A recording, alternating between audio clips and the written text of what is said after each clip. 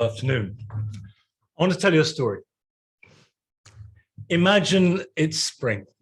Difficult, I know, but just go there. It's a lovely early April day. It's just warming up. The sort of day when you can take your jersey off for the first time and feel the sunshine. Now, this story is about a 17-year-old boy. He's troubled. He's been expelled from 2 schools. He's fighting everybody and everything. He doesn't know what he wants, but he knows what he doesn't want.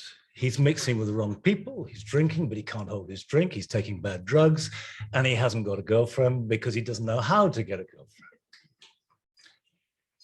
But he does know a little bit about gardening. And he comes back from school and goes outside and starts to sow some carrot seeds. And he prepares the ground, and he feels the sun on his back, and he makes a fine tilth in the soil, and he pours the seed into his hand, and suddenly is filled with a kind of sublime joy, a sense that fundamentally all is well. And he has no idea what this means.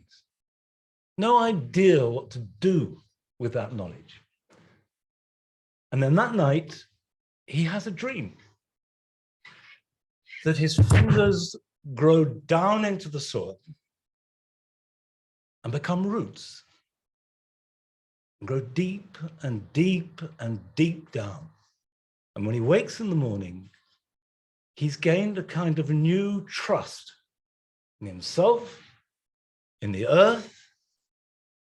And although he doesn't quite know where it will take him, that remains. Now, of course, that boy was me, 50 years.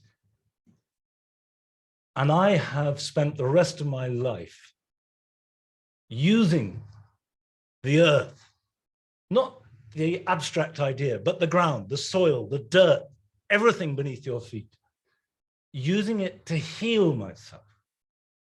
I suffered from bouts of profound depression all my life. I remember going to see a herbalist in the 80s, having tried all kinds of doctors.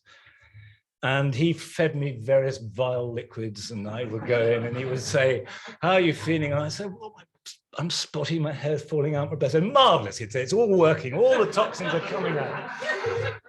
And after a bit, I went to him, he said, "Well, I've got the answer. I know how to cure you." Fine. What? He said, "Give up your job and go and work on the land." Now, at that time, I employed 20 people. I had a shop in Beecham Place. And to all outward appearances, I was very successful. I said, "I can't." He said, "Fine, close the door behind you. I can do nothing more." And of course, he was absolutely right. Now, not everybody needs to devote their lives to gardening. I just happen to be lucky. But my guess is everybody can benefit from having access to a garden, to green space, to trees, to wind, to rain, to light, to sun. And that is part of our national health, our social health, and an area which I'm profoundly interested in for reasons that complicated mental health. And during lockdown, it was extraordinary how people discovered the magic of their domestic outdoor lives, how nature literally came to their doorstep. We have become a society that associates a kind of hierarchy of grandeur with nature. If it's a snow leopard, by definition, it's better than the cat that sits on the wall. If it's a killer whale, then it's about 10 notches up from goldfish. But the truth is, during lockdown, suddenly people looked around and had time to spend in their gardens, however modest. And if, bearing in mind that millions of people don't have a garden, but actually in this country, still over 80% do have a garden. And the benefits of that were profound at a time when the mental stresses of lockdown were, as we're increasingly discovering, profound. And I was working today with somebody who lives on a 4th floor flat, and he didn't even have a view. He just had his 1 hour outside. had no access to green space at all, other than walking for about a quarter of a mile until he came to a park. Now, the reason that I agreed to take part in this report, and I had great doubts, because to be honest, I'm very cynical about politicians. I'm not even convinced that anything that is said today, anything that we've talked about over the last year will be paid any attention by politicians. And I'm a great believer, though, in the groundswell of the public. I really believe that if everybody does a little, you can achieve great things. And I am absolutely certain that a healthy society, not one which attempts to cure illness, but one attempts to create health, is one that provides and encourages and informs access to the natural world, skills in how to create it. And gardens don't exist to make you well. Gardens exist to make something beautiful. They are works of art. It is a creative process.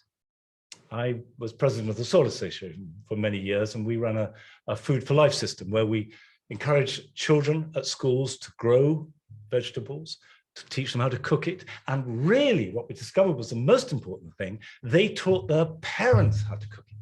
So families started to share.